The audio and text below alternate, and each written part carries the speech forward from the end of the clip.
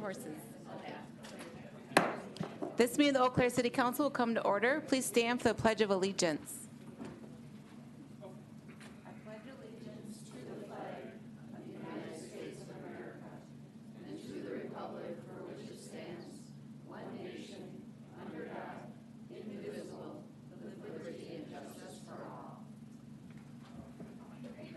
City Clerk, please call the roll.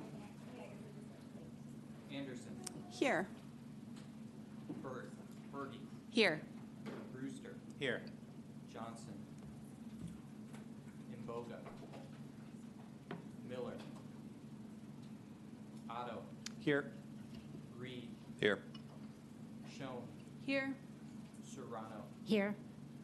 Worthman. Here. All right. Thank you. And welcome everyone to the Monday, May 12th meeting of the Eau Claire City Council. Nice to see a full house here. I'll just go over briefly how tonight's meeting will work in case tonight's your first time here.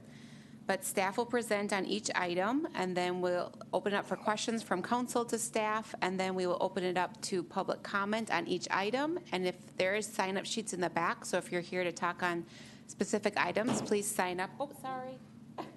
Nope, you're good. I just tried to. Sorry about that. Yeah. So, but yeah, if you want to sign up in the back about what items you want to speak on, and there is a public comment period sheet as well if you want to sign up on there. So I will prioritize those who are signed up in the back, and then I will open it up to council chambers. So you will have a chance to speak. Just want to prioritize those who sign up. So, just kind of the rules with public comment. You have 4 minutes for the agenda items to speak, and the lights will tell you how much meeting minutes you have left. So green is keep talking, yellow is you have 1 minute left, and red is please stop talking. And I will remind you to wrap up your comments, so stay under the limit. And yeah, I think that's it. Oh, there are blue comment cards in the back if you don't feel comfortable speaking, and then you can always email us too. So there's separate rules for the public comment period, but I'll go over that when we get to that part. All right, with that, we'll start with agenda item number 1, which is CDBG and home programs. This is a public hearing on Community Development Block Grant, CDBG and home programs, 2025 grant funding. We have Director Olson Bugh. Hi, welcome. Thank you. Okay, well, good evening, everyone. For those of you who don't know me, I'm Jessica Olson Bugh. I'm the Housing Division Manager for the City of Eau Claire, as well as Executive Director for the Housing Authority. Okay, so we are here this evening to offer a public hearing on the 2025 to 2029 5-year consolidated plan. The draft is available on our website, and also the proposed allocations for the annual plan under the 2025 CDBG and home programs as determined by the review committee. Could we have the first slide, please? Okay, it's a little small, but okay, so we haven't received our official allocation. Oh, thank you. Allocation from HUD yet. We're expecting it in the coming days. We do know with the continuing resolution, the CDBG and home funding was level with 2024, so we're expecting similar amounts. So what you see before you, we are estimating, based on last year's allocation, to receive $560,964. And anticipating program income of approximately $100,000. So our projected total is $660,964. With the proposed allocations as listed in front of you, the minimum 70% direct benefit requirement is met, with 80% of the funding going toward projects that directly benefit low and moderate income residents. Public services are kept within the 15% cap that HUD imposes, and the planning and administrative budget is also within the 20% cap as required. Okay, slide 2. Okay, so the next slide you see the proposed allocations for the Home Investment Partnership funds. This shows the committee's recommendation for the home program. Our funding for 25 is estimated again based on last year's allocation at $258,124. The official 30-day comment period started on May 9th with publication in the Leader Telegram. An additional public hearing has been scheduled for Wednesday, May 28th to gather comments and feedback from the public. The 30-day comment period will end on June 9th, at which time we will finalize the amounts, and we will be seeking final city council approval for the grant funding at the legislative session on June 10th.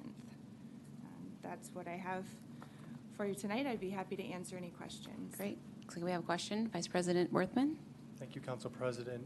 Director Olson-Bugh, thank you for all of the work put into this. I know there's a lot that goes into it and a lot of community members that have input and requests that you see.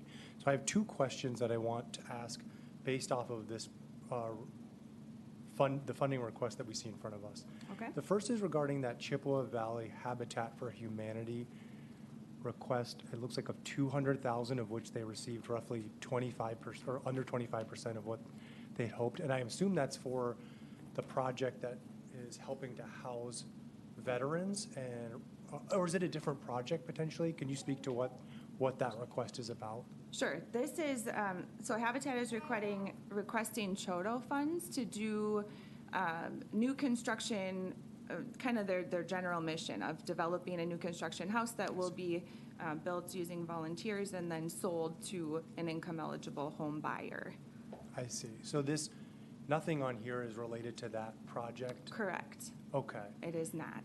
And then my second question is, I am wondering about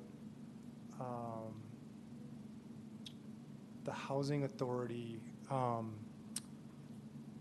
had a second question. I apologize, it's not coming to me right away. I'll circle back if I can remember it. I think to speak to the second part of your question, you were questioning the amount that's being proposed as compared to their funding request. And so the review committee did take into consideration prior year allocations that have been unspent.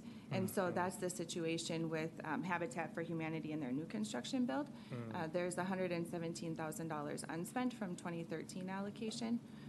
So we are required with home funds to set aside 15% of the annual allocation to a community housing development organization. We call it a CHODO.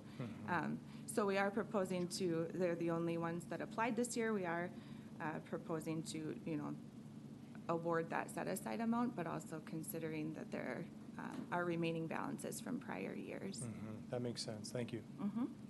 Councilmember Schoen? Thank you, Council President Berge, and thank you. I have a quick and easy question, I think. So this is in our packet, but because we've got a full chamber tonight, I just was wondering if you could help us and also anyone who's in chambers or might be listening understand what low to moderate income in this context means. I know that this is an issue that our community cares a lot about, and so I think it's really important to just share that information with these types of opportunities. Absolutely. So when we're speaking about home and CDBG funding, the income limits are established by HUD, and it varies based on household size. But what we're looking at, the moderate income is considered to be someone at 80% of the county median income, and low or very low would be 30 and 50. Thank you. Yes, thanks for your question. I don't see any other questions, so thank you. All right, thank you.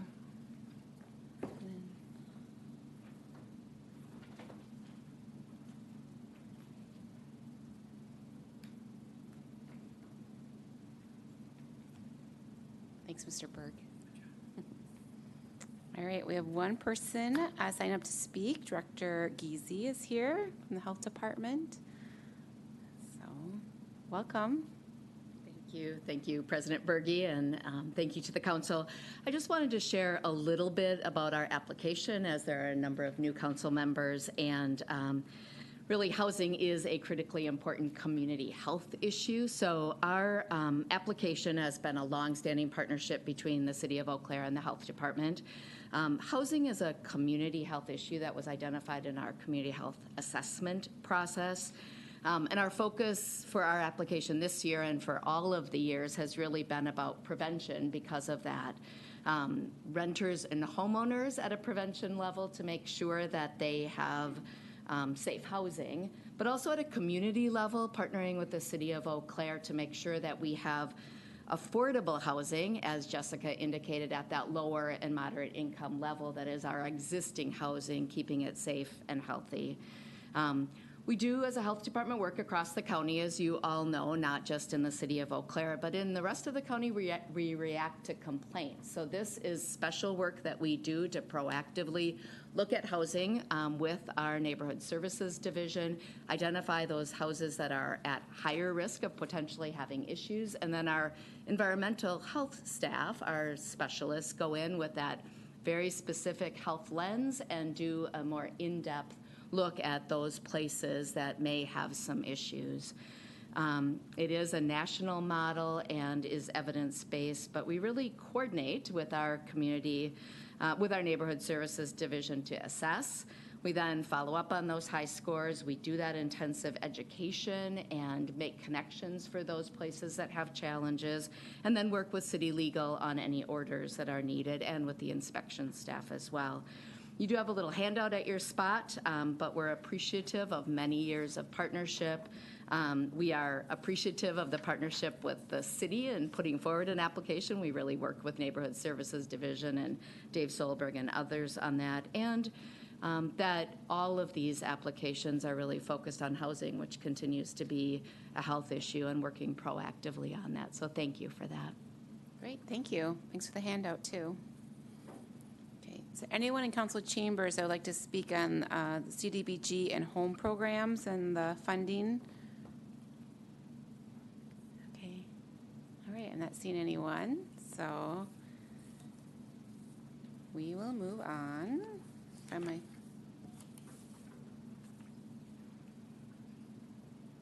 Okay, next up we have a public discussion on pay plan practices. This is a public discussion on an ordinance amending the City of Eau Claire pay plan and practices. And we have Director Riepel coming up to speak to us. Hi, welcome. Good evening. So for your consideration tomorrow is an ordinance making adjustments to how employees earn, use, and are paid out for comp time. For those of you unfamiliar with comp time, it's a leave balance that may be earned instead of taking overtime pay for extra hours worked. So it is time worked. Currently, the unused comp time is paid down to 24 hours on the first payroll in January. This creates WRS, which is our Wisconsin retirement system, compliance issues, as the hours are not paid out in the year they were earned, and exposes us to risk, the risk of penalties and manual adjustments annually. The proposed ordinance makes 3 changes. It will allow comp time to be earned from January 1 through December 1st. Extra hours worked from December 2nd through the end of the year would be paid in overtime. Second, the entire comp time balance will be paid out. And third, comp time will need to be used by or paid out on the last full pay period in December. So in 2025, that means they would need to use the comp time by December 14th, or it would be paid out on the December 19th payroll. So these changes ensure that all comp time is paid out in the year it is earned, and that we are compliant with WRS rules. With that, I will take any questions. Thank you. Any questions for HR Director? Councilmember Miller? Thank you, Council President. Thank you for explaining the procedure here. I'm guessing this is more in line with what other municipalities in the state probably do in order to comply with Wisconsin. Like, were we kind of different than other ones? Now we're kind of bringing this back into line? I'm not sure if how other municipalities actually do it. They may not be in compliance either, okay. But when we found out that we're out of compliance, this reduces our risk. So for that much of a choice, we kind of have to do this in order to be in compliant with WRS. Yeah, so what it does is if the state were to find out that we're not compliant, they could do a look back and go back indefinitely and then make the changes and pay an interest penalty. Okay, thank you. All right.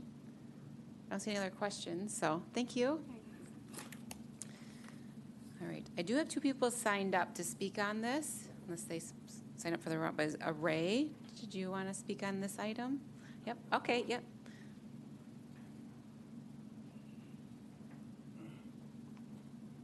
Hi, welcome. Hello, I'm Ray Reicherser. I work for the City Streets Department. Concerning the comp time versus overtime, for many of the departments, they have the ability to get overtime or extra hours throughout the year.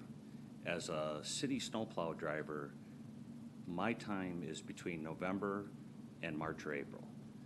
And by taking away my ability to carry over 24 hours into the new year, that takes away my November, because with 29 people on our staff, we have to have a policy where there are only 3 people off at one period of time. So that presents a problem in November and December as far as being able to use that comp time. So in lieu of how it works for us is when we get a phone call and it's snowing, we come in, and in lieu of the wage, I was promised I could take the time off. And I would like to retain that. I understand that other departments don't have that limit of having to be only 3 people off during those winter months. And they can also have a lot more ability throughout the entire year to gain that comp time. I can only do that in November, December, January, February. Those are your months that it snows. We do not work, as a general rule, any extra hours during the summer months. So if you have to make a change, I would ask that you would take into account, at least for our department, to allow it for us, which is approximately 29 people in the department. How many people take advantage of that? I would say most of the people who have lower amounts of vacation time would use that, which would be probably the bottom 15 people in the department. So the promise is, when I tell my wife, hey, I have to go plow snow on Christmas, but hey, we'll take a long weekend this summer because I'll gain time from that. If you pay me the money, I can't do that. Then I just have the money, because I have to come when you call me to plow snow. That's my job. But I agreed to that with the promise when I started the job that I could gain extra time off by doing that. When I came in the middle of the night to plow snow, I could take 1.5 hours off for every hour that I worked, but I could do that during the summer months. So while I understand the parks and the utilities, that may not be an issue for them. They may be able to gain that time through the summer. I cannot. And rather than have the money, I'd rather have the time. So that's my only comment. Okay, thank you. Thanks for coming down. Yeah. And then Eric, like to speak on this item? Hi, welcome. My name's Eric Wold. I also work with the City of Eau Claire. Ray versed it very well. Same thing, and in compliance, as she had stated, I don't know what the cost is. Is there a cost to that? Did you ever get back to us on that? It's unknown. It depends on the interest. There was supposed to be a cost to that. That's what was one of the reasons why they didn't want to do that. I actually called Wisconsin Retirement Trust Fund, and they didn't know anything about that. To stay in compliance, if you pay it later, you still stay in compliance. If it's paid a week later or 2 weeks later, you're still in compliance. It's just some extra bookworking that's going to be on their part to move the figures around and stuff like that, but it benefits us quite a bit. This is what there'll be more people here, but circumstances couldn't make it here. And it's just one department. There's others, but we're speaking for the street department that this is something that we deserve. We should get this. Thank you for your time. Thank you. Thanks for coming. Oh, I think we have a question for you, Mr. Wold. Mr. Wold, thank you for providing testimony this evening. Was there an opportunity for you and others in the department to share your concerns and feedback with HR, and how did that conversation go? She had came down, Carrie came down, was very nice to explain it to us and stuff, and at that time, they wanted to make the changes. We discussed it with her. We feel, as we're here, Ray and I are trying to present our side of the story, but yeah, after she came down, we expressed our feelings on it, and that's why we're here today, to give us our side. Thank you. And it's very important to us for retention and all. Yeah, thank you. Very good. I think you're good. Thank you. Thank you for coming down. Anyone else in council chambers like to speak on this item? Okay, not seeing anyone. So we will move on to recyclables and refuge collections. This is a public discussion on an ordinance amending Chapter 8.32 of Title 8 entitled Health and Safety of the Code of Ordinances of the City of Eau Claire. And it looks like Councilmember Brewster and Councilmember Miller has brought this forward for consideration. So I will, Councilmember Brewster, you're first listed, so I don't know if you're the mover of this initial, but you want to speak? You want to put on your? Otherwise, Oh, I would be happy to. Otherwise, if Councilmember wants to. You can start. All right. I'll each give you time, so you can Thank start you, us off. Council President. So we heard from a lot of constituents, especially older folks and people that were really working diligently to reduce their garbage for environmental reasons, that they really enjoyed having the ability to have their trash picked up every 2 weeks for a modest reduction in the amount that they would pay for it. And so after talking with this Assistant City Manager Solberg and the Health Department, we got some language drafted that would allow that to happen.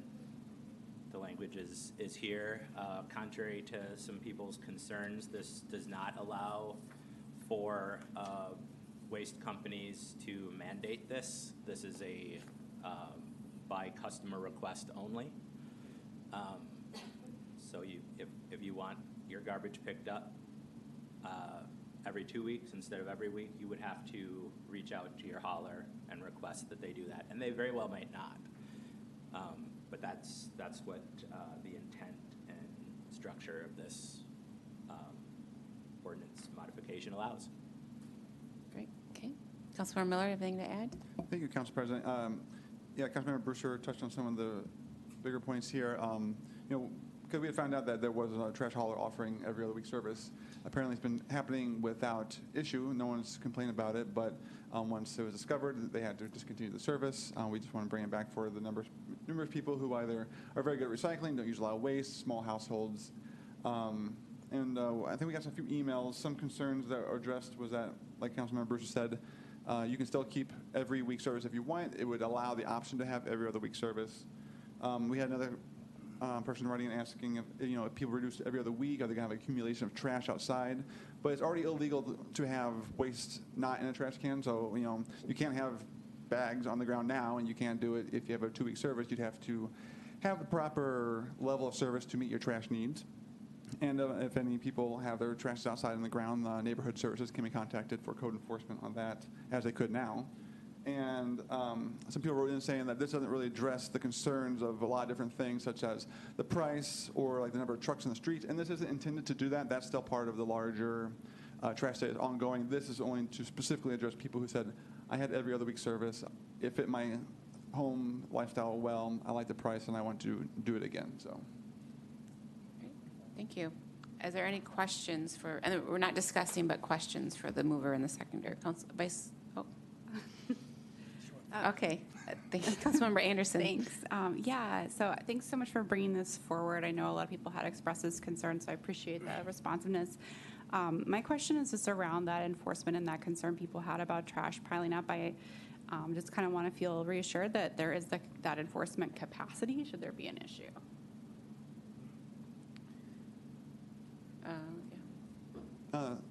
Thank you, Councilmember Anderson. I believe Councilmember Brewster spoke with Ms. I'm forgetting her name in the enforcement and in the health department, and just let me tell you. I have an email here. Ms. Cragness in the health department, who does the code enforcement, and she worked with Councilmember Brewster, and she was okay with the language as presented. So I would defer to her opinion on the matter that she finds this not to be an unenforceable change to our code. Councilmember Boga. Thank you, Council President. My question is almost related to what Councilor Henderson said. But for me, I would like to ask our deputy city attorney. Yeah. I don't want to put you. You're on the spot. No, you're on the spot. Okay. So my question is, if we pass this ordinance and these trash haulers, they cannot or pay our ordinance, what would happen? So your question is if they can't comply with the Yes, ordinance? yes. Well, this is just changing it so that they're able to offer every other week pickup. So they don't have to change anything in their current practices if they don't want to. Okay. But if we pass it, they're supposed to be, because some customers want one weekly, otherwise 2 weeks. Oh, I see what you're saying. Yes. Yeah. Well, I guess the customer could change haulers if they wanted to. You know, there's a number of providers out there, and I know at least a couple of them were offering every other week service, so that's always an option. Okay. Thank you. Thank you. Thank you. Vice President Orthman? Thank you, Council President. I wanted to double check about this issue of if we potentially have 14-day pickup, but someone misses their pickup, like, for example, a holiday. I'm assuming that it is still under this ordinance that the burden falls on the hauler to basically set another day when they would be picking up, because I share a concern of waste sitting out for more than 14 days, potentially a month, if there's a holiday or some other event. So can either of you speak to how you foresee that going down? Councilmember Brewster? So, excuse me, in the ordinance modification, it does limit somebody's ability to store waste for up to 2 weeks. So if you miss that, it's kind of on you to get that sorted out with your hauler. My assumption would be that if it was a day over 2 weeks because of a delay in pickup due to a holiday, that is not something that most people would call and complain enforcement upon. If that starts to be a major issue, we might have to look at that. I don't anticipate that being a problem, but yeah. Great. Councilmember Miller, I'd like to Thank add you, Council something. President. Yes, just to follow up with Councilmember Brewster. Like you said, if you look in the ordinance on the last section before the end, it does say it's currently 7 days, so it would just be extending the same policy to a 2-week period. So yeah, they could not continue to hold it for another 2 weeks, but opposed to if the hauler is required to work with the customer, I can follow up with the health department or appropriate parties before tomorrow and confirm that with you if you'd like. Any other questions? Okay, seeing none, go to who signed up. So first up, we have Jeremy Kragert.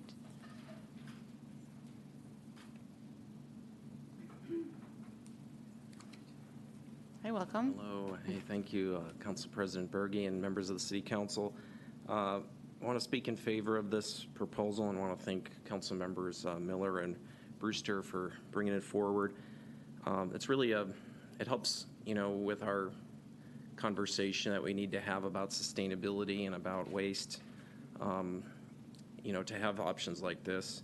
It also helps with our conversations about what we can actually do about affordability of housing and just life in general, because presumably a hauler would, give a discount of some sort for taking advantage of this option, although there's nothing that requires them to do so necessarily. But there's also nothing that requires anyone to take this option, or a hauler to, actually provide a every 2-week service as opposed to weekly. But I would suspect that more would think about it once they see customers attracted to it. Like I have Earthbound as my hauler, and they would definitely do it, is my understanding. I just, I only have about maybe a shopping bag of trash a week, and then compost I keep in the freezer until it's ready to go. I keep it in like the compostable bag that is provided by Earthbound, so that makes it really easy to be able to keep it from piling up in a way that it would cause odor or unhealthy situations. And then recycling, I have one of those carry-out bins still, which are not super common anymore, but it only gets like half full, and so it's definitely something I would take advantage of. So just wanted to come by and support it. So thank you. Great, Thank you. Okay. And Jane?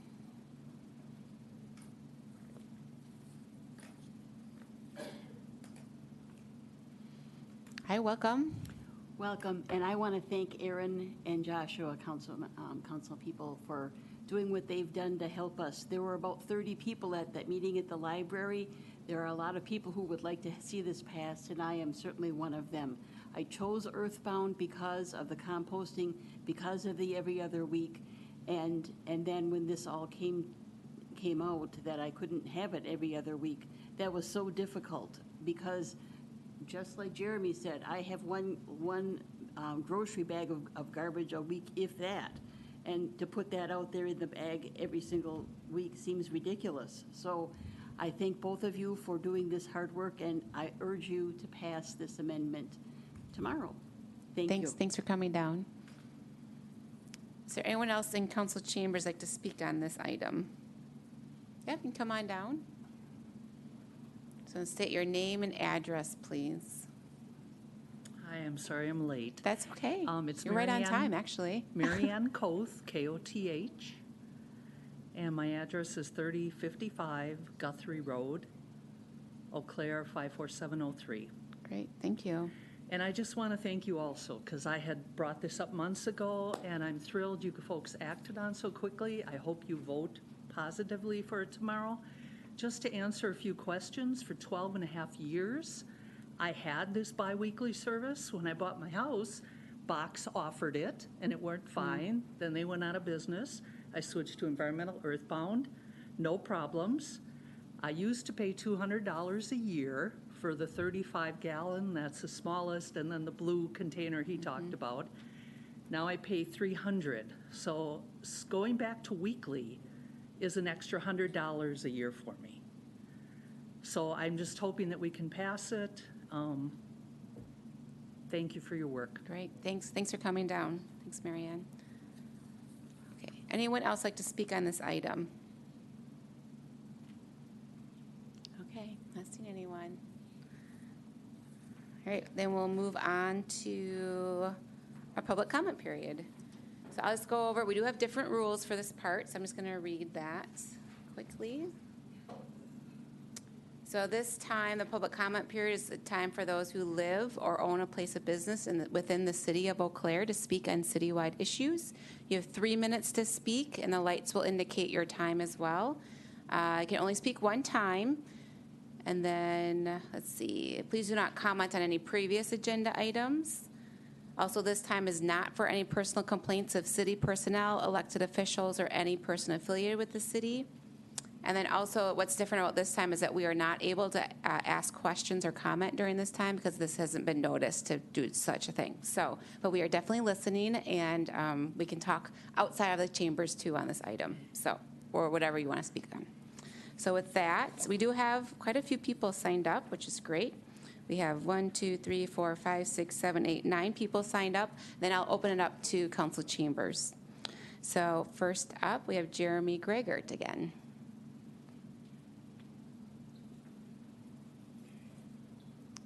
Hello again. All right, hello, thank you so much. So there's a bunch of folks here that are going to be speaking about the child care resolution tomorrow, so I thought I would maybe preview the conversation with trying to read the resolution within 3 minutes. Okay, We'll good see. luck. I didn't practice this, but You got this. So the title is In Support of Governor Evers' Proposal to Invest $480 million in Early Childhood Education. Whereas the first years of a child's life are the period of the most rapid brain development and lay the foundation of all future learning.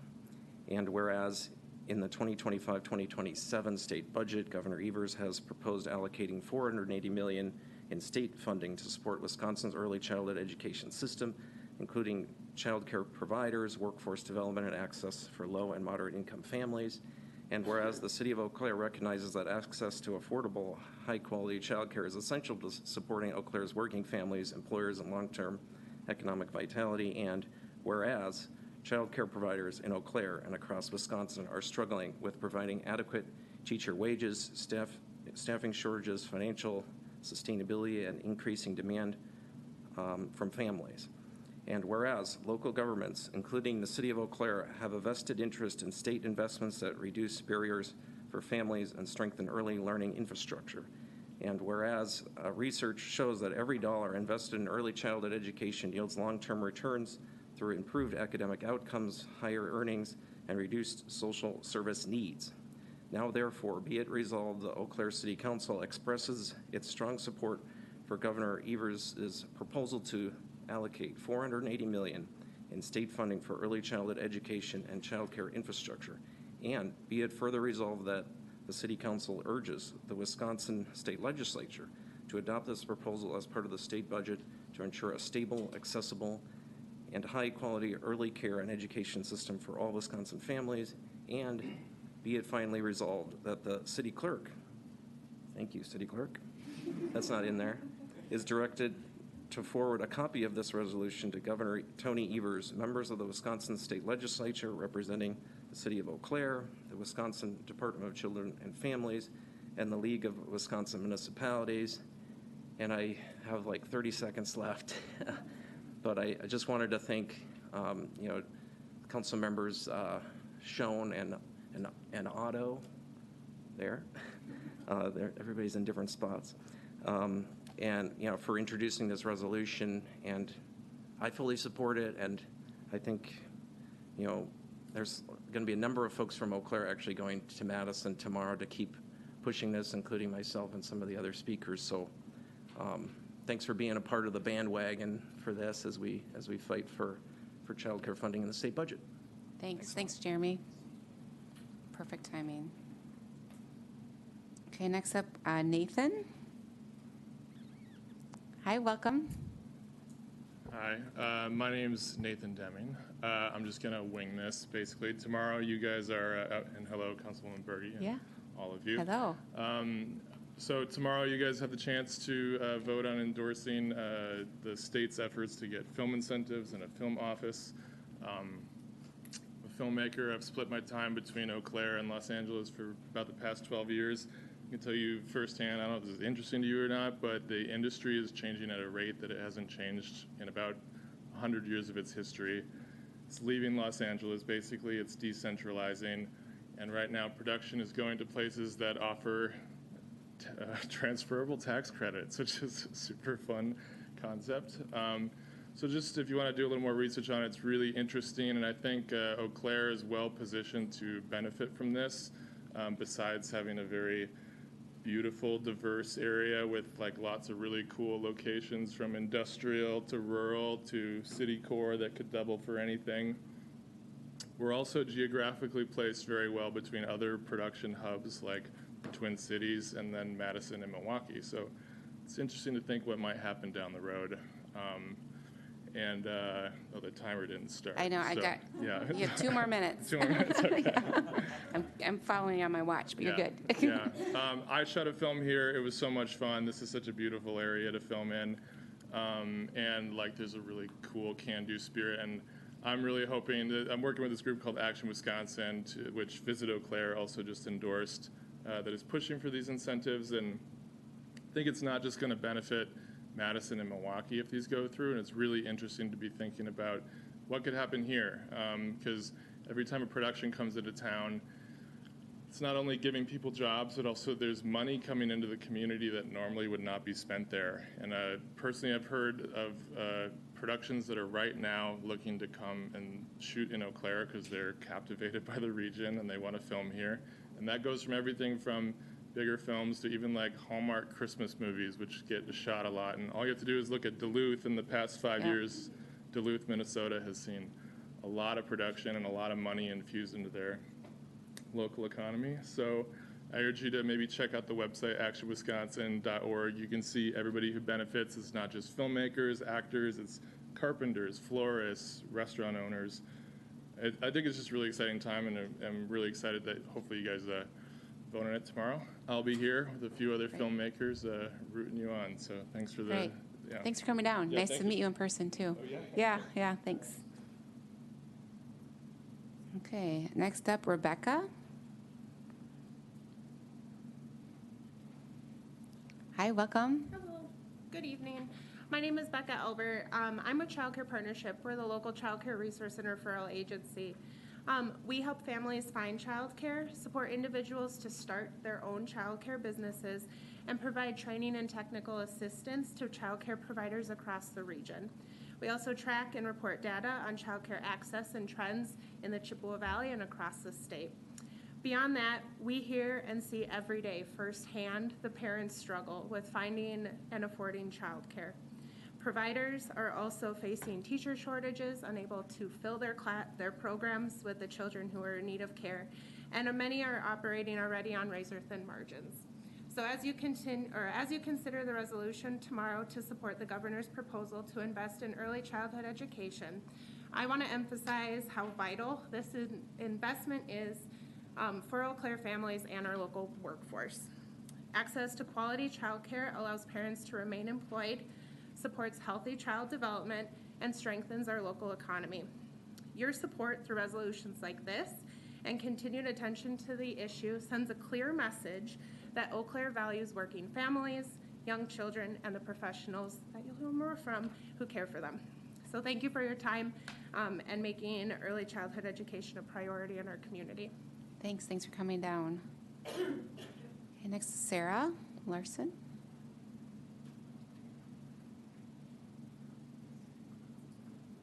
Hi, welcome. Hello, thank you so much for your time tonight. I don't know if this is working. So I don't have anything really prepared other than just knowing that our community cares a lot about our economy. We talk a lot about how much we can bring more money and more revenue into our community, but we all know that a happy workforce has somebody to look over their children when they're at their jobs. And I don't know if any of you follow the Facebook page of Moms in Eau Claire. It's a really interesting read sometimes. But what I will say is that even today I was on there and there are women primarily saying, I don't know where I can work because I don't have child care. I can't afford child care. I need to stay home. And as we look at how our society continually doesn't invest in our families and our workers as a result of that, we see some really bad outcomes that a lot of these people can talk about with a lot more facts and stats to back it up. But you know, we have to invest our political clout in things like this to help it go through, because if not, what are we doing here? You know, this community is made up of families and people who care and who want there to be quality childcare. I was part of the childcare task force in my time in the city, and the part of that really struck me, because I've had quality childcare through the university when I first started there, and to hear some of the horror stories of what's out there when people are paying less. They're paying to put somebody in a home that is not certified or qualified to be able to watch children. There's a lot of stuff that goes out there. So I just need you guys to really hear from a mom who has two, who has luckily been able to afford childcare. There isn't that problem for me, but I am one of the few that has that privilege and ability, because, and also the children that take care of the people that take care of my children every day are fantastic humans, and they are not making very much money. And that is primarily a woman issue as well in our society, that the care has been devalued. And we all know that if you can't rest assured that someone you love or something you love is being taken care of while you're doing your job, you're not really fully present at your job either. So I just want to speak onto that and hope that you guys pass this beautiful resolution that was read today and all the hard work that goes into that, because all of our voices matter in something like this. So thank you so much for your time. Right. Thanks, Sarah. Okay, next, Ashley.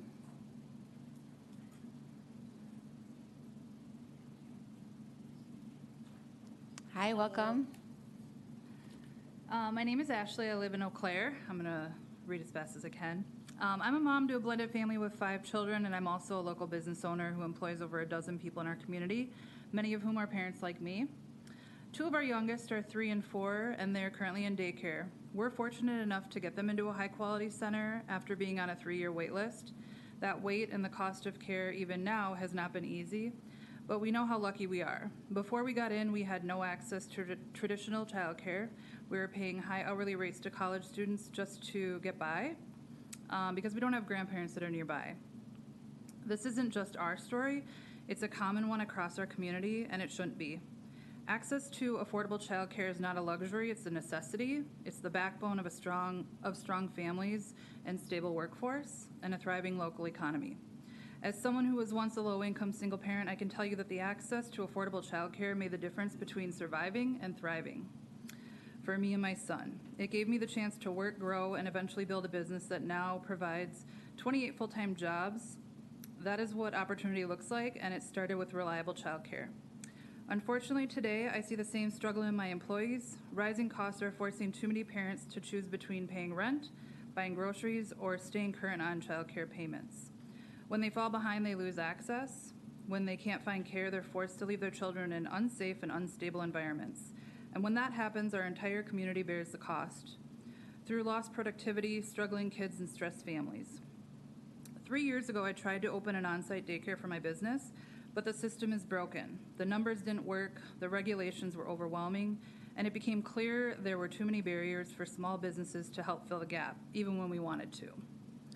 Most families today cannot afford to have a stay-at-home parent. Working is not optional, it's survival. And when childcare is unavailable or unaffordable, everyone loses. We have an opportunity right now to come together, the public sector, private sector, nonprofit leaders, and families, and build real solutions. Let's stop treating this as a personal problem and start seeing it as a community priority. Investing in affordable, quality childcare today means healthier children, stronger families, and more stable workforce, and a brighter future for Eau Claire and beyond. Let's lead the way.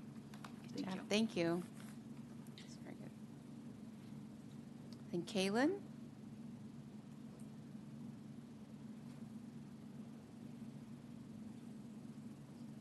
Hi, welcome. Hi, my name is Kaylin Cameras. I'm from Eau Claire, Wisconsin. I'm a former child care provider, a past parent coach, and I currently work for Wisconsin Early Childhood Association as an engagement specialist.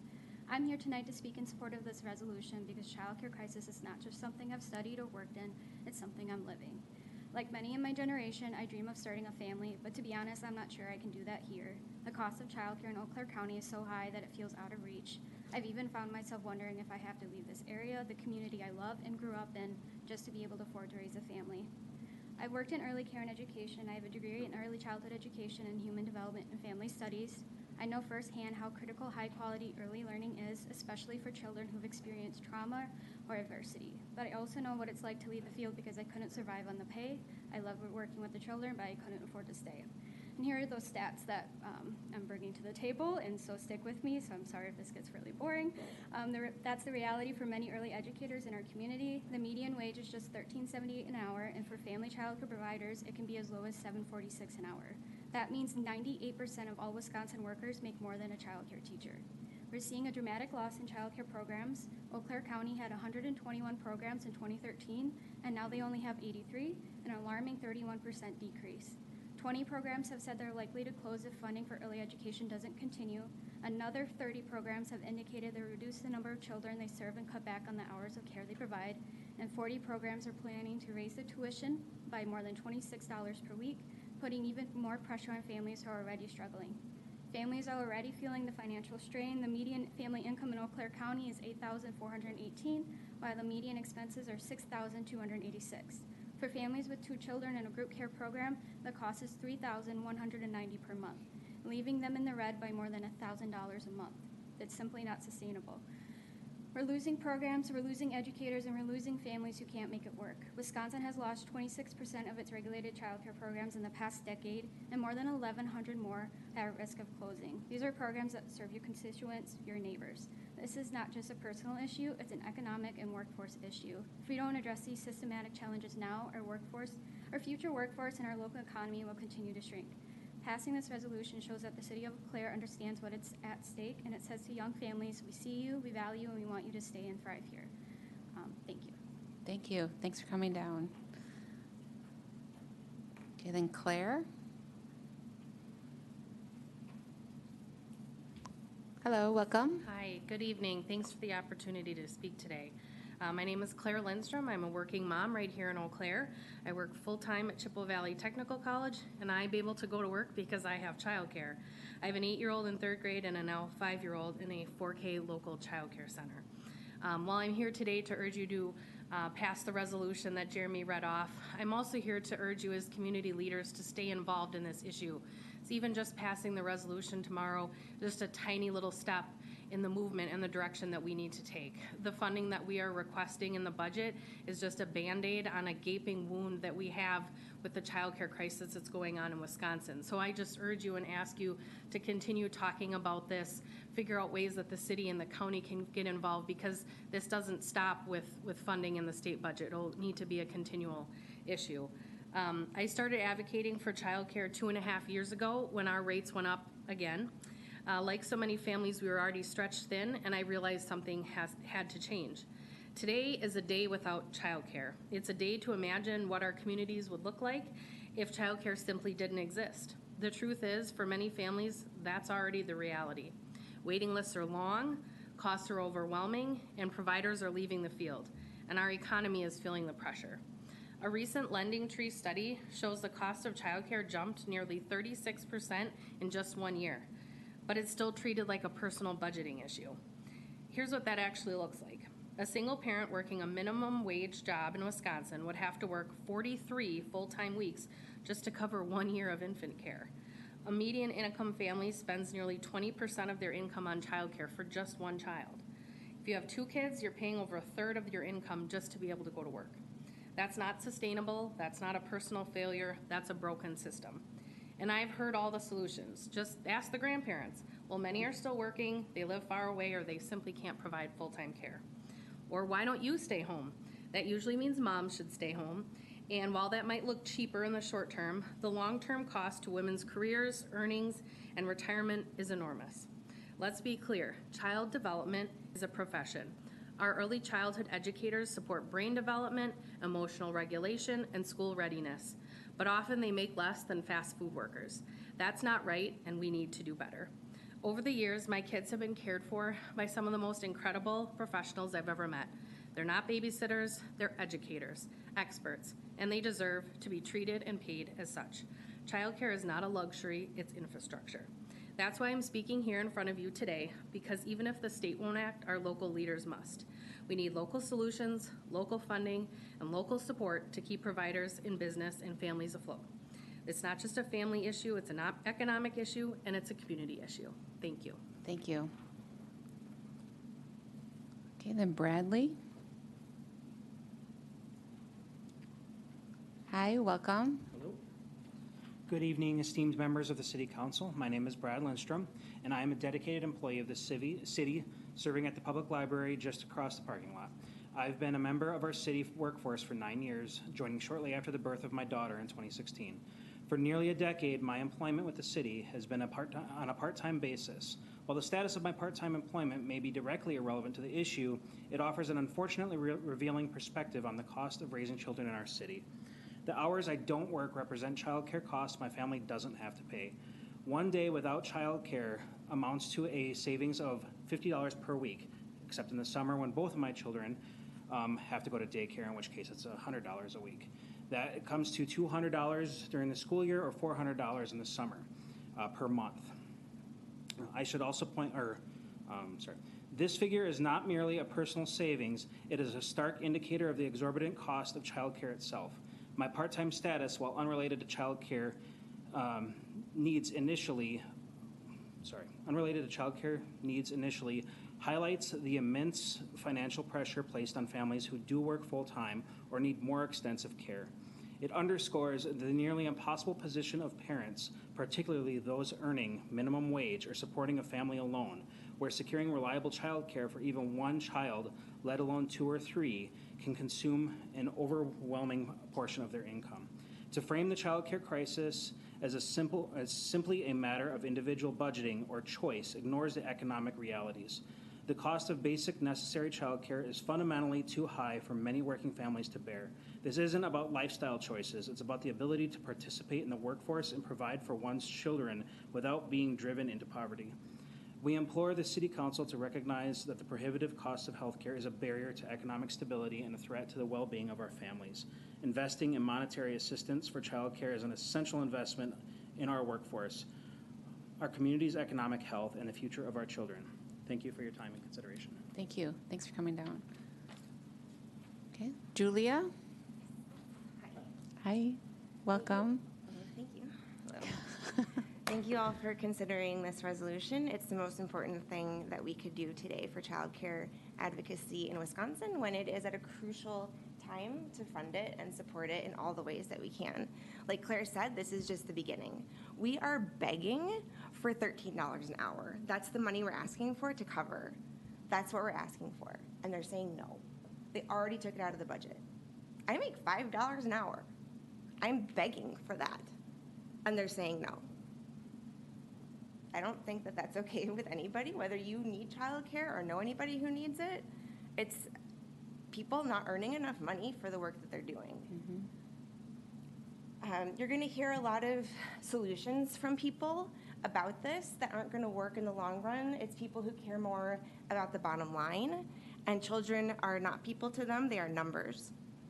And we have to remember that when we're hearing the solutions that they have and putting our solutions down. There's a strong coalition of childcare providers going to the Capitol tomorrow, and we're going to ask for, we already asked for the funding. That's why we're going down, because they didn't get back to us yet.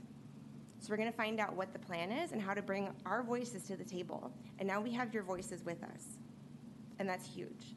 That is so huge, especially if this went to the governor from you, to the League of Municipalities, anyone you talk to, ever. This is huge. The time for funding childcare in Wisconsin is now. It hasn't happened yet in our state budget ever. And this would be a really great time to start at least showing that we care about this at all.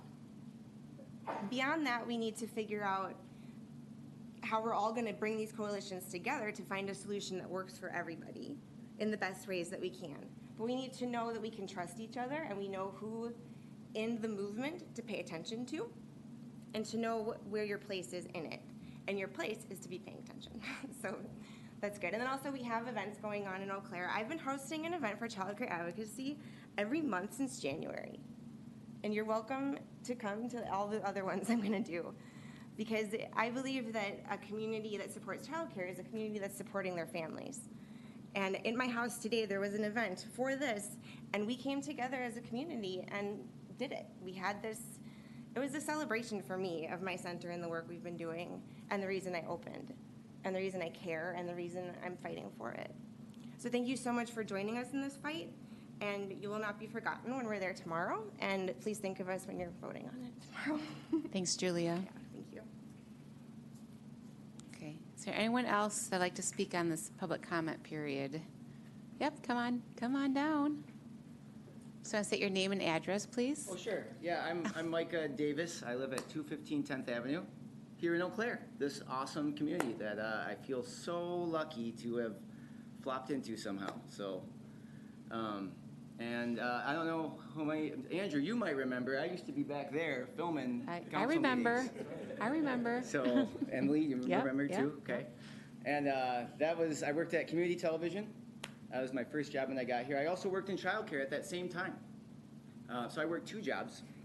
The childcare job was intense, but also exhausting. I worked with 2-year-olds, and I made less than $10 an hour.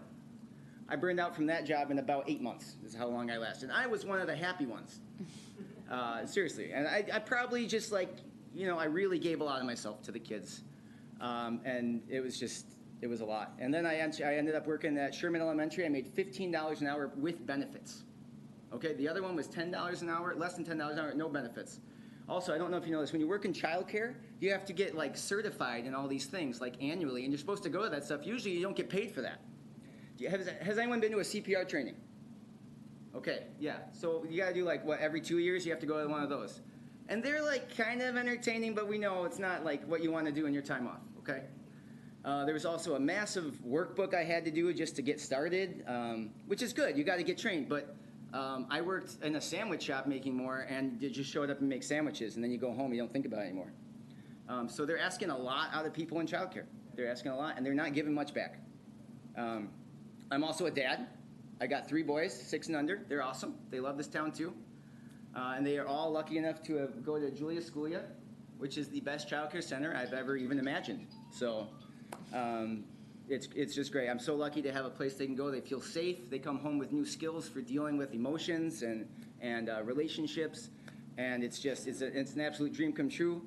I am very lucky I am so lucky to have that. The other centers I worked at, I actually would like not send my kids to. I'm not kidding. After what I've seen there, I wouldn't even want to send them there. Why did those centers not meet the bar of expectation that I have? The high turnover rates is a huge problem. Why are there high turnover rates? Because the pay is not there, and people are stressed, and they're going to work at a public school or in a fast food restaurant. I mean, high schoolers are flipping burgers. They're making more than people make in childcare. It's ridiculous. It's completely ridiculous. So yeah, that's probably about it. But thanks for having me, guys. Love what you guys do. Thank you so much. I know all the work you guys put in, and it's awesome. So Thanks, Micah. Anyone else in council chambers like to speak during our public comment period? Okay. It doesn't have to, I mean, I love all the childcare, but it doesn't have to be on childcare either. So any other issues? All right. Okay. Then we will end the public comment period. Thanks, everyone, for coming down and speaking. And then we do have a closed session right after here. So I need a motion. Yes, we do. Council President, would it Yep, be- Councilmember Brewster. Would it be possible to take a 5-minute between this and Yep. the closed session? We will, let's make a motion to go into closed session and then, I move to go into closed session. okay, well, I have to read it out first. Okay. You're super excited, I see it. So upon a motion duly made and carried, the city council may go into closed session to provide negotiation direction for competitive bargaining or bargaining reasons and consider the investment of public funds regarding the Visit Eau Claire contract, which is permitted in closed session pursuant to statute 19.851E of the Wisconsin statutes. I move to go into closed session. Okay, I have a motion. I will second. Okay, a motion by Councilmember Brewster, a second by Councilmember Mboga. We do need to do a roll call vote, so city clerk, please call the roll. Anderson. Aye. Burton. Aye. Brewster. Aye. Johnson. Mboga. Aye. Miller. Aye. Otto. Aye. Reed. Aye. Schoen. Aye.